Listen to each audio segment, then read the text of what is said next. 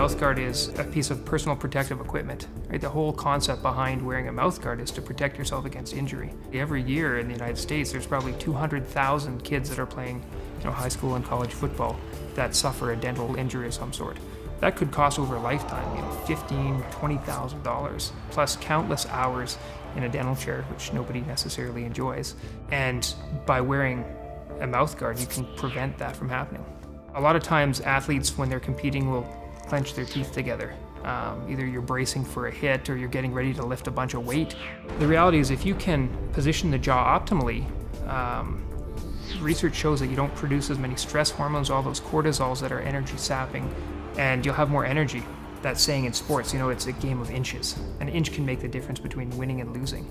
And if you can increase a vertical jump 1.5 inches, maybe that's the basketball player that gets to the rebound first and scores the winning basket and wins the national championship. Maybe that's the football player that carries the ball across the line. That extra inch is the difference between winning the Grey Cup and going home as a has-been that no one remembers. What are my options as a parent, as a consumer who's looking for a mouthguard for themselves, for their kids? There's your stock mouthguard that you buy in any large box sports store. And they're cheap. They're $5, $10 mouthguards. And the concern is a poorly fitting mouthguard, not only does it not provide any protection for you, it actually could harm you.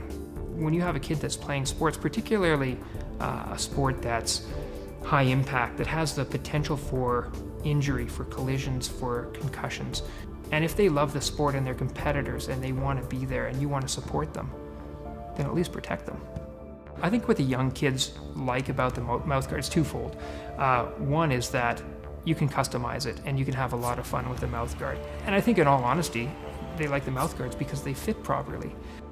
If you ask the vast majority of people that have played sports and had to wear a mouthguard, if they like their mouthguard or not, the vast majority of people, I think they did a study, 90% of people that wear mouthguards say they hate them. They don't like them at all.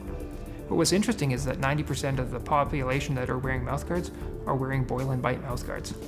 And a boil and bite mouthguard often is overextended. And so when they have a proper fitting mouthguard, none of those complaints arise, which is fantastic. That's what kids are saying. It's great. I can breathe, I can talk, I can drink water. And the parents are loving the fact that they're not listening to their kid complain. Their kid's not now worried about the mouthguard, they're worried about competing. Every sport is different. Somebody who's into mixed martial arts is going to need a mouthguard that's significantly thicker and absorbs a lot more shock than a 6-year-old who's playing minor hockey who's got a full cage. Vacuum-formed mouthguards used to be the standard of care, and they're a good product, but what research shows us now is that the vacuum-formed mouthguards don't fit nearly as well, as snugly, as a pressure-formed mouthguard. The other problem is, when you use a vacuum-formed mouthguard, you're really restricted to the type of material and the thickness of material that you can make a mouthguard to.